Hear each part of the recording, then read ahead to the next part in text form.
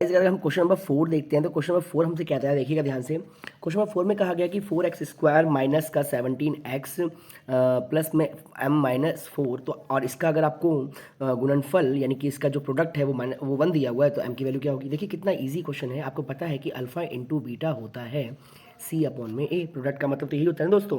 तो प्रोडक्ट आपको दे रखा है कितना, उसने 1, और c की वैल्यू कितनी है यहाँ पर m माइनस 4 और अपॉन में 4। जब आप इस पूरे को सॉल्व करेंगे तो m की वैल्यू कितनी आ जाएगी 8। तो इसका मतलब यहाँ पर हमारा सही आंसर क्या हो जाएगा, D is the right answer of this question. तो कहता है इसमें से कौन सा कॉलिनियर है। बाबू कॉलिनियर का मतलब क्या होता है दोस्तों, कॉलिनियर का मतलब सीधी रेखा। ये तो है सीधी रेखा, मतलब सीधी लाइन, यानी कि कॉलिनियर तो है। तो ऐसा कौन सा ग्राफ दिख रहा है जो सीधी रेखा बना रहा है। भाई ये तो दिख नहीं रहा मेरे को कहीं से भी। क्यों? क्योंकि आप देखिए यहाँ पे तो कहीं नहीं दिख रहा। ये भी ऐसा ऐसा सा बन रहा है, ये भी नहीं हो रहा। ये भी कुछ इस तरह का बन रहा है, ये भी नहीं हो रहा। लेकिन ये देखिए तो आप बिल्कुल सीधा इस तरह से क्लोन बन रहा है। तो इसका मतलब जो इसका सही आंसर हो जाएगा वो क्या हो जाएगा मेरे दोस्त, B is the right answer of this question. Question number 6 पे आते हैं। अगर हम देखेंगे यहाँ पर तो बुक का क्वेश्चन बिल्कुल एज इट इज आया हुआ है दोस्तों। आपको 1060 की वैल्यू पता होनी चाहिए। क्या है यहाँ पर बताइए, √3 हो जाएगी अपॉन में यहाँ पे क्या हो जाएगा 1 प्लस यहाँ पे हो जाएगा 1030 है। सॉरी मिस्टेक हो गया। 1030 है ना यहाँ पर। तो आइए दोबारा देखते हैं। 2 लिखेंगे, फिर 1030 की वैल्यू होती है 1 अपॉन में √3 अपॉन में फिर नीचे 1 प्लस 1 अपॉन में √3 का होल स्क्वायर। जब आप इस आइटम को सॉल्व करेंगे तो ये होगा 2/√3 और नीचे जगह 1 प्लस 1 अपॉन में 3। फिर आप नीचे एलसीएम लेंगे और एलसीएम लेके जब इस पूरे आइटमा को सॉल्व करेंगे 2 अपॉन में √3 इंटू में यहाँ पर आ जाएगा आपके पास, ये तो 3 हो गया ना दोस्तों। तो ये जगह आपके पास नीचे आ जाएगा 4, ऊपर आ जाएगा 3, 2 2 ज़ा 4 और √3 का जब हम रैशनलाइज कर देंगे यहाँ पर, √3 का जब हम रैशनलाइज कर देंगे यहाँ पर तो √3 ये 3 से 3 कट, √3 का रैशनलाइज कर देंगे यहाँ पर तो ये 3 से 3 कट जाएगा। तो आंसर मेरे पास √3/2 हो जाएगा। आप सॉल्व करिएगा तो इसका फाइनली आंसर आ जाएगा sin 60। ये बुक में भी क्वेश्चन है बिल्कुल सेम टू सेम, sin 60 इसकी वैल्यू हो जाएगी। फिर यहाँ पे कहता है find the value of k if there is a no solution. बाबू अगर मैं आपको बता दूं दोस्तों कि अगर नो सॉल्यूशन बोल रखा है भाई साहब, नो सॉल्यूशन का मतलब क्या होता है, a1 अपॉन में a2 इक्वल b1 अपॉन में b2 equal not c1 upon में c2। आप ये वाला फॉर्मूला लगाइए। आप ये वाला फॉर्मूला जैसे ही लगाएंगे आप k का मान पा जाएंगे मेरे भाई। तो आपके पास यहाँ पर आ जाएगा कितना, k की वैल्यू आ जाएगी -2 जब आप इसको सॉल्व करेंगे। k का वैल्यू है ना, k का नो सॉल्यूशन किसके लिए बना है, k की वैल्यू -2। तो इसका मतलब b is the right answer. ऐसा फॉर्मूला लगाएंगे ना आप 3 अपॉन में 6। देखिए कैसे लगाएंगे फॉर्मूला, बताता हूँ मैं आपको। देखिएगा आप फॉर्मूला लगाएंगे, इसके अंदर बड़ा ही प्यारा सा फॉर्मूला है 3 अपॉन में 6 इक्वल टू में k अपॉन में -4, क्योंकि यही तो फॉर्मूला होता है। यहीं से सॉल्व करेंगे तो 6k इक्वल टू में आ गया -12। तो k इक्वल टू में -12 अपॉन में 6 काटेंगे तो k की वैल्यू कितनी आ गई मेरे भाई, -2। इसका मतलब आपका जो सही आंसर हो जाएगा वो हो जाएगा यहाँ पर B is the right answer. अब देखिए 8th क्वेश्चन जो है, 8th क्वेश्चन क्या कहता है, आपके पास दो ट्रायंगल सिमिलर हैं दोस्तों। अगर दो ट्रायंगल सिमिलर हैं तो एक बात ध्यान रखिएगा, यहाँ पे जो इन्होंने रेशियो दे रखा है तो उसी पैटर्न में आपको यहाँ पे ढूंढना है कि ए बी किसके बराबर है, डी ई के। तो ये तो होगा नहीं, डी एफ दिखाए ना, ए बी किसके बराबर है, डी एफ ना जी। ए बी किसके बराबर, नहीं जी।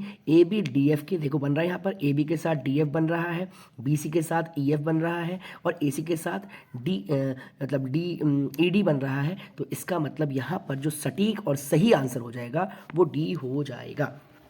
फिर कहता है relation between X and Y. देखिए भैया इसका सॉल्यूशन तो मैं बता दूं आपको, इक्वल डिस्टेंस, मतलब ये भी आपकी बुक का ही क्वेश्चन है। अगर आप इसको सीरियसली देखेंगे तो कुछ इस तरह का क्वेश्चन बनेगा, ऐसा बनेगा। इसे आप ले लेंगे एक्स और वाई, इसे आप ले लेंगे -4 और यहाँ पे आप ले लेंगे -2 4। अब आप इसे बोलेंगे ए, इसे सॉरी ऐसे बोलेंगे आप, इस तरह से छोटे से बनाएंगे ऐसे ऐसे। इस वाले पॉइंट को आपने बोल दिया x, y, यहाँ पर आपने बोल दिया होगा -4, यहाँ पे आपने बोला होगा -2, 4। तो आप देख पा रहे हैं इसे आपने बोल दिया a, इसे बोल दिया b, ये हो गया p। जैसा ही क्वेश्चन में कहा गया है कि AP जो है वो इक्वल है किसके, BP के। तो इस पैटर्न को जब आप पूरा सॉल्व कर लेंगे AP और BP वाला फॉर्मूला, तो एक बार चेक करते हैं कि आंसर कितना आ जाएगा मेरे भाई। 2 मिनट का टाइम दीजिएगा, 2 सेकंड, 2 मिनट भी नहीं। मैं आपको जस्ट अभी सॉल्व करके बताता हूँ पेपर पे, आप भी करके देखिएगा कि आपका आंसर कितना आया है ना। तो आप बताइएगा कि क्या आपका आंसर क्या करेक्ट आ रहा है जो मैं बता रहा हूँ आपको। आई होप आपके आंसर्स भी बिल्कुल करेक्ट आ रहे होंगे, क्योंकि आप तो चैंपियन होंगे ही मेरे भाई। और अगर आपको कोई दिक्कत है तो आप प्लीज़ कमेंट सेक्शन में बताइएगा। अगर आपकी कोई क्वेरी है किसी चैप्टर के रिगार्डिंग है, आपको कोई चैप्टर ऐसा लग रहा है जो आपको वीक लगता है, आपको समझ में नहीं आ रहा, तो आप बताइएगा बेहिचक होके। मैं आपकी वो परेशानी सॉल्व करने का पूरा प्रयास करूँगा, ठीक है, आपको उसका सॉल्यूशन प्रोवाइड कराऊँगा। तो अब आप देखेंगे यहाँ पर आपका आंसर जो आ जाएगा, 1 मिनट में थोड़ा कॉपी में सॉल्व कर रहा हूँ दोस्तों, ठीक है ना, क्योंकि ना देखिए इस पर तो हमारे पास हो नहीं पाएगा और जगह भी थोड़ी सी वैसी है। तो 4 2 8 5, 1 मिनट, बस 1 सेकेंड आप दीजिए मेरे को, बस हो गया और मैं आपको बताता हूँ इसका करेक्ट आंसर क्या हो जाएगा।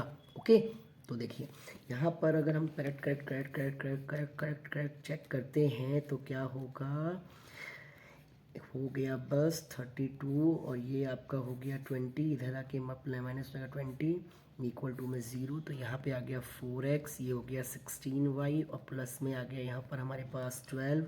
तो अगर कुछ इस तरह की इक्वेशन है क्या, 4 तो कॉमन निकाल लेते हैं, 4 को, कोई दिक्कत नहीं है जी। x प्लस 4 4 जा 16 प्लस 4 3 12, यानी कि इक्वेशन कह रहा है यहाँ पर x प्लस 4y प्लस 3, ऐसी कोई इक्वेशन है? बिल्कुल है मेरे भाई। तो x प्लस 4y प्लस 3, इसका मतलब D is the right answer. आप प्लीज़ सॉल्व करिएगा, जो तरीका बताया मैंने आपको, ये आपका आंसर आ जाएगा, ठीक है। फिर कहता है सॉरी, फिर इसका चॉइस वाला क्वेश्चन देखिए क्या कहता है। चॉइस वाला ये कहता है कि S, H और O वाले वृत्त पर स्थित है ना। S जो है H और O केंद्र है, ठीक है, O क्या है, इसका सेंटर है, ठीक है। तो यानी कि अब इसका मतलब पता है क्या है दोस्तों, इसका मतलब ये है मेरे भाई कि आपके पास ना एक सर्कल है। देखिए आप खुद से कर लेंगे, मैं सिर्फ आपको एक तरीका बता रहा हूँ। आपके पास एक सर्कल है और सर्कल के अंदर ये इस तरह से ये पॉइंट है, ठीक है जी। आपको ना ये H इसका, ये जो O है, ये O इसका मिड पॉइंट यानी कि 2,3 दिया हुआ है, और आपको ये S भी दिया हुआ है, ये H भी दिया हुआ है। S की वैल्यू दी हुई है आपको 4,3 और H की वैल्यू दे रखी है आपको x,5। तो आप जानते हैं कि मिड वैल्यू फॉर्मूला लगाएंगे ना आप, x प्लस 4/2 इक्वल टू में 2, तो फाइनली आपका आंसर यहाँ से मैच कर जाएगा। तो जब आप इसे सॉल्व करेंगे तो यहाँ पर हमारे x की वैल्यू क्या आ जाएगी मेरे भाई, देखिएगा ध्यान से, मैं क्या बता रहा हूँ आपको। मैंने कहा आप सॉल्व करेंगे 4 प्लस एक्स अपॉन में 2 इक्वल टू में सेंटर आपको 2 दिया हुआ है, सॉल्व करेंगे तो यहाँ से हमारा आंसर जो x का निकल के आएगा मेरे भाई, वो निकल के आ जाएगा क्या, 0। आप कौन सा फॉर्मूला बताया ना आपको, x प्लस x2 अपॉन में 2 इक्वल टू में x वाला कोऑर्डिनेट ले लेंगे, सॉल्व करेंगे, इसके साथ x1 ये रहा, x2 ये रहा, है ना। सॉल्व करके जब सॉल्व करेंगे तो आपका आंसर कितना आ जाएगा, 0 आ जाएगा। तो इसका मतलब हमारा जो सही आंसर हो जाएगा यहाँ पर वो A हो जाएगा। उम्मीद कर रहा हूँ कि सही होगा आपका। कह रहा है which is not a quadratic polynomial. देखिए देख के पास आपका चलता है क्वाड्रेटिक पॉलिनोमियल का मतलब यही है मेरे दोस्त कि उसमें 2 जीरो होंगे। देखिए यहाँ भी 2 जीरो है, ये भी है, ये भी है ना। तो कहीं ना कहीं अगर देखा जाए तो हमारा ये 1 2 3 आ रहा है, तो ये क्वाड्रेटिक नहीं है, क्योंकि यहाँ पर क्या हो गया, ये आपका क्यूबिक हो गया, क्योंकि इसमें 3 जीरो होंगे। तो इसका मतलब c is the right answer of this question, है ना। अब ये देखिए क्वेश्चन कितना मस्त है। क्वेश्चन कह रहा है कि tan 3x minus 15 degree equal to में √3। कुछ नहीं करना मेरे भाई, आप बस मुझे ये बताइए कि √3 किसकी वैल्यू है। आप कहेंगे भैया tan 60 की, है ना। 10 से 10 कैंसिल आउट हो जाएगा। 3x इक्वल टू में 60 प्लस 15, तो 3x इक्वल टू में 75, तो x इक्वल टू में 75 अपन में 3, दैट मीन्स 3 2 जा 6 और 3 5 जा 15। तो इसका मतलब आप यहाँ पे कहेंगे कि 25 इसका आंसर हो जाएगा। मैंने कैसे किया देखिए ध्यान से, ये जो आपका आइटम लिखा हुआ है ना, इसके इक्वल टू आप इसको रख दो। मतलब आप ऐसे बोलेंगे कि 10 3x माइनस 15 इक्वल टू में, ये किसकी वैल्यू होती है, 10 60 की होती है। अब 10 से 10 काट दीजिए, आप इस पूरे को सॉल्व कर लीजिए, 60 उधर ही रहेगा, 15 जाके प्लस हो जाएगा, तो x इक्वल टू में 75 अपॉन में 3 कट गया मेरे भाई, 25 आ गया। इसका मतलब सही आंसर आपका ये हो जाएगा। अब अगर मैं नीचे वाले इसके चॉइस वाले क्वेश्चन की बात करूं तो आपको बोला है साइन p इक्वल टू में 1/2।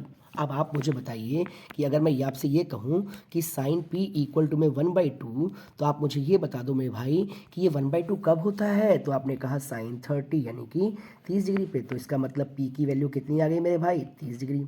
फिर मैंने कहा कि कॉस r इक्वल टू में 0, तो कॉस की वैल्यू 0 कब होती है, तो आपने कहा 90 पे होती है। तो अब इसने क्या कहा है, r माइनस पी निकालो, यानी 90 में से आप 30 को माइनस करोगे तो कितना आ जाएगा मेरे दोस्त, 60। देखिए कितना आसान question, C is the right answer of this question. 12 question देखते हैं दोस्तों। 12 क्वेश्चन का मतलब ये कह रहा है आपसे 12 क्वेश्चन में कि आपके पास है एक इस तरह से सर्कल, सर्कल के अंदर है एक सेक्टर, और सेक्टर के अंदर आपको इसका पैरामीटर निकालना है कि अगर इसका थीटा 60 डिग्री हो और ये आर है और ये भी आर है और लेंथ ऑफ आर्क, ये तो लेंथ ऑफ आर्क हो जाता है, पता ही है आपको। तो हम कैसे निकालेंगे, इसका मतलब मुझे इसमें इसको भी जोड़ना है, इसको भी जोड़ना है और इसको भी जोड़ना है। तो देखिए यहाँ से 2r और साथ में प्लस में हो जाएगा थीटा बट्टे 360 मल्टीप्लाई में क्या हो जाएगा भैया 2πr। तो 2r को आप ऐसे रखेंगे, प्लस रखेंगे, थीटा है 60 अपॉन में 360 कर देंगे और 2πr कर देंगे, है ना। जब काटेंगे तो 6 बन जाए 6 36 हो जाएगा, 2 3 6 हो जाएगा, यानी कि बन जाएगा 2r प्लस πr अपॉन में 3। कुछ इस तरह का सॉल्यूशन बनेगा। फिर आप जब इसको एलसीएम लेके सॉल्व करेंगे मेरे भाई, तो एलसीएम में 6 यहाँ पर आ गया, 3 आ गया एलसीएम में, ये हो जाएगा 6r प्लस में आ जाएगा यहाँ पे πr। तो इसका जब हम क्या करेंगे यहाँ पर r को बाहर निकाल लेंगे तो अंदर बचेगा r/3 को बाहर निकालेंगे तो अंदर बचेगा r प्लस पाई। तो क्या ऐसा कोई ऑप्शन है कि जब मैंने r को बाहर निकाल लिया तो बच गया मेरे पास, r को बाहर निकालेंगे तो हमारे पास that means parameter of this sector circle having the radius r, ठीक है। पैरामीटर ऑफ द सेक्टर निकालना है ना आपको, सेक्टर निकालना है ना, हाँ सही सेक्टर, सही सेक्टर है ना। तो ये r हो गया प्लस ये r हो गया, और नीचे के लिए अगर हम बात करें तो यहाँ पर थीटा बट्टे 360 2πr लग जाएगा, है ना। तो सही तो कर रहे हैं हम, गड़बड़ कहाँ हो गई मेरे भाई। थीटा का मतलब 60 अपॉन में 360 मल्टीप्लस, 1 मिनट 1 सेकेंड बस, मैं सॉल्व आपके साथ हाथ के हाथ कर रहा हूँ ना, इसीलिए। तो यहाँ पे आ गया 2 अपॉन में 6πr, 2 1 जा 2, 2 3 जा 6, हाँ 1 सेकेंड बस, एलसीएम में 3, ये हो गया 6r प्लस πr। तो हमारे पास अगर हम चेक करें तो यहाँ पे सही आंसर जो बन रहा है मेरे भाई वो बन रहा है कि ये हो जाएगा आपके पास यहाँ पर 2r प्लस 1/3πr। तो अगर मैं यहाँ कॉमन निकालता हूँ r और निकाल लेता हूँ मैं किसको, 2 को भी निकाल लेता हूँ, 2r को कॉमन निकाल लेता हूँ, तो अंदर बच जाएगा मेरे पास कितना, π/6 कट जाएगा प्लस 1। तो इसका मतलब आपका जो करेक्ट आंसर हो जाएगा वो डी हो जाएगा। और आपको समझ में नहीं आया तो बताइएगा, मैं बता दूँगा सॉल्यूशन आपको, लेकिन मैंने आपको कॉपी में सॉल्व किया है तो ये आपका डी आया। और एक चीज़ बताइएगा, आपसे एक क्वेश्चन है, आप मुझे कमेंट सेक्शन में बताइए कि क्या मैं इसका सॉल्यूशन आपको कॉपी पे करके दिखाऊं या आप इससे सेटिस्फाई हैं। अगर आप इससे सेटिस्फाई हैं जिस तरह से मैं आपको करके दिखा रहा हूं तो वेल एंड गुड। अगर आप सेटिस्फाई नहीं है, आपकी कोई क्वेरी है तो आप प्लीज़ बोलिए, मैं आपको अगर कमेंट सेक्शन में लिखिएगा, मैं आपको कॉपी पेन पे अच्छे से सारे क्वेश्चन को सॉल्व करके फिर शो ऑफ करके दिखाऊंगा, ठीक है जी। नेक्स्ट क्वेश्चन है हमारे पास कुछ इस तरह का, है ना। The LCM of the two number is 6 time their HCF and the LCM and the LCF is, आपको सम आपको इतना दे रखा है, if one number is 54 other number क्या होगा। तो ये क्वेश्चन भी बहुत अच्छा सा है। अब ये क्वेश्चन का आप आंसर नीचे कमेंट सेक्शन में दीजिएगा। नेक्स्ट वीडियो में मिलता हूँ मैं इससे आगे। अभी हमने 12 क्वेश्चन डिस्कस कर लिए दोस्तों। जय हिंद, जय भारत, तब तक के लिए नमस्कार। चलिए।